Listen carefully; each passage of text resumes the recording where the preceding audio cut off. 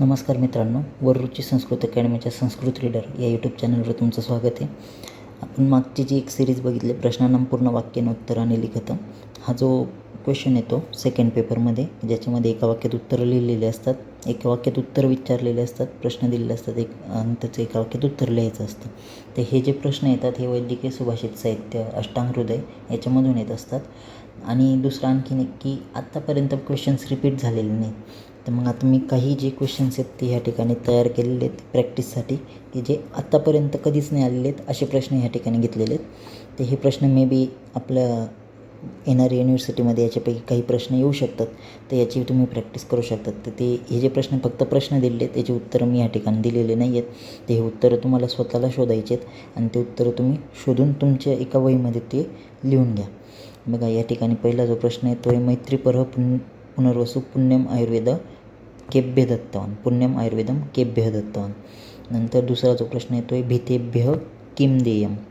तिसरा आहे वैद्यके कः सर्वश्रेष्ठः अस्ति. चौथं कायायाम स्थितः मलः केन शुध्यति. कः स्वस्थः इति अभिधीयते.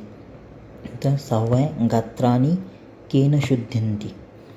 तर भोजनान्ते वारी पानम कथम अस्ति. तर वैकुंठे कः कृष्णताम अनुभवेत. नंतर 9 आहे विष्णुपदम कथम प्रोक्तम.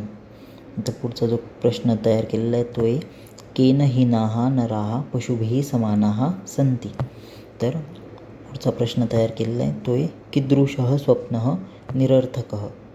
तरचा प्रश्न आहे कफहरः मेधसः प्रविलायनम किम अस्ति. नंतर आहे के षड्रसाः सन्ति. सन्ति येते सन्नी नाही आहे, सन्ति आहे, अशा प्रकारे सन्ति. द वीर्यम कतिधा स्मृतम.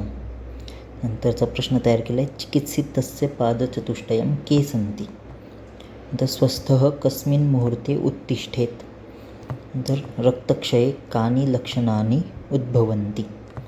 नंतर प्रश्न तयार केला आहे वातस्य विशेषस्थानं किम. आणि पुढचा प्रश्न आहे रसनास्थायी कफस्य भेदः कः. तर स्थौल्यात वरम किम. तर हे जे प्रश्न आहेत हे सगळे अष्टांग हृदय वैद्यकीय सुभाषित साहित्य याच्यामध्ये तयार केलेले आहेत.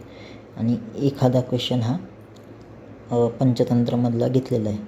तर ते तुम्ही हे जे पण वैद्यकीय सुभाषित साहित्यामधले श्लोक आहेत, अष्टांग हृदयचे श्लोक आहेत, ते ह्या श्लोकांमध्ये याची उत्तरं तुम्हाला सापडतील.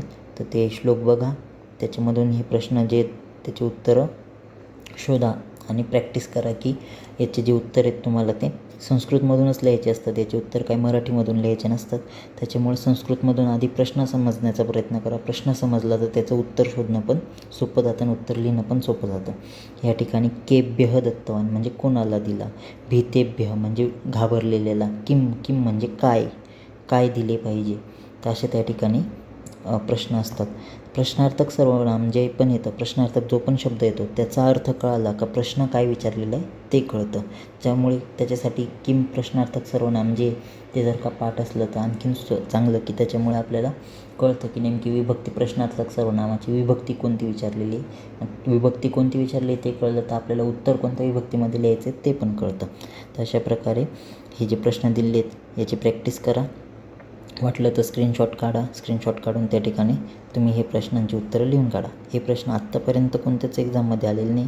मे बी एखादा प्रश्न याच्यामधून आत्ताच्या येणाऱ्या युनिव्हर्सिटीच्या एक्झाममध्ये येऊ शकतो. तर ही प्रॅक्टिस करा याची.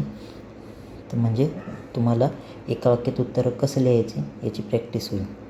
धन्यवाद. हा व्हिडिओ आवडला असेल तर ह्या व्हिडिओला लाईक करा.